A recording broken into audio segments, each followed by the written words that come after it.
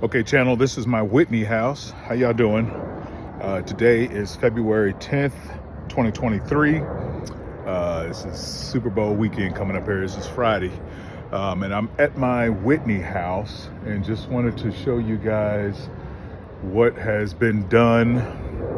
I had a tenant in here, trailer trash of a tenant. Oh my God. She totally destroyed the house in an act of vengeance, I guess, being evicted. This is a woman who didn't pay rent for almost a year, and when she was finally evicted, she decided to destroy the place. Damaged every face surface that she could possibly think of, had the electricity, the utilities turned off. And when the utilities were turned off, she took the opportunity to tear up. You know, she ripped the thermostats off the wall. She tore up the light fixtures. She did tore up the 220 outlets and everything in the house. And when the utilities was restored, all these things came back on. There were shorts and there was a whole bunch of electrical damage. When I had the utilities turned back on just to see what was working was not. HVAC was damaged in such a way that I had to have most of the components replaced in it. She poured cement down the toilet.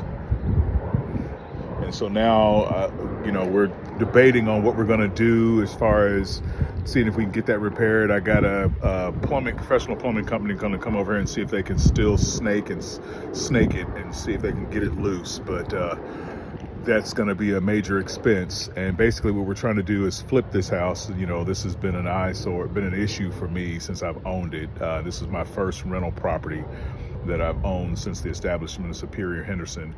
And this has just been one nightmare after the other. So I figured I was just going to go ahead and fix it up and flip it and get it off my books and use the proceeds to get something else. But every time we get deeper into this, it becomes an issue.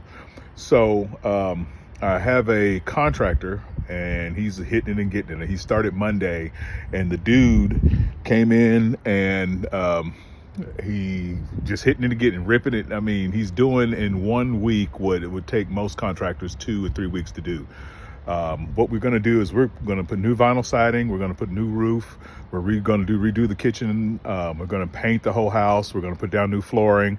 I've had the HVAC serviced. And we're redesigning the kitchen so that it makes it more functional. And like I said, we're going to re-wrap the house. Now, he hasn't wrapped the house yet, but he put the roof on in the first day. He started this past Monday. And in this week, and this is the end of the first week, he put a new roof on it. He's already painted most of the interior. He's got the floors prepped and ready for flooring.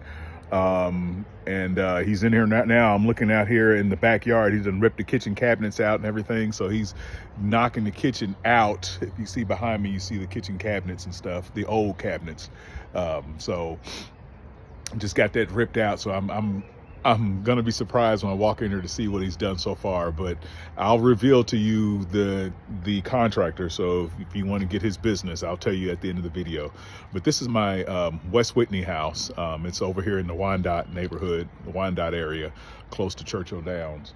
And I was trying to hold on to this piece because this area is a good Airbnb area, especially with Churchill Downs being so close.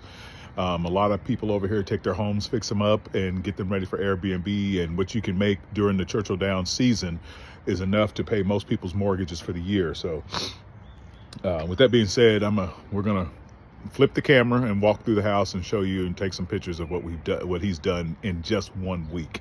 I do have the prior pictures to let you know what the damage was, how she left my house when the tenant moved out. This house got into that condition because we failed to do schedule walkthroughs. And what I'm doing now, and this, I encourage you guys out there who are watching this to do a walkthrough of your property at least once a year, preferably right before maybe a month before the lease expires, so that you can determine whether or not you want to keep the person renew their lease.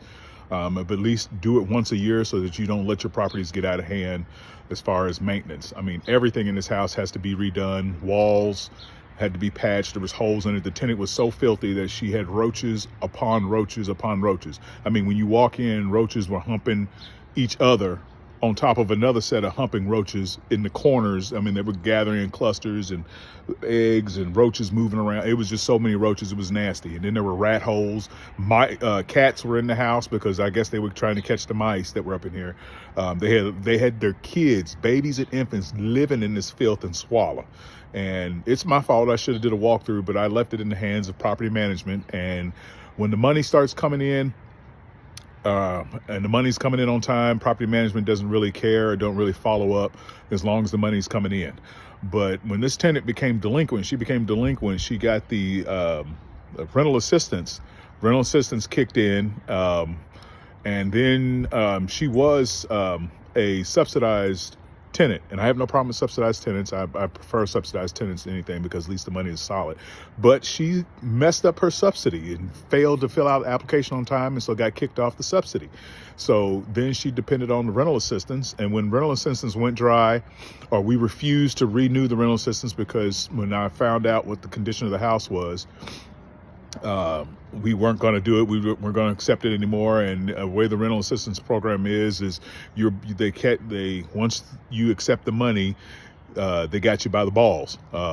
You have to keep the tenant in there 3 months after the rental assistance coverage lapses, an additional 3 months. And then once they go to eviction court, that's still another month. So really they're on, if they haven't paid anything, if rental assistance ends, let's say in January, it'll be June before you get a chance to kick them out, before you actually take possession of the house. So that's what it was. It was about 6-7 months, and off and on prior to that, she really didn't pay rent. That's why she was on rental assistance. So by the time I got possession of the house, she had tore it up in such a condition that almost everything had to be replaced. So here we go. We're going to go inside the house. I'm going to turn the camera off and flip it and bring it back on. All right, peace.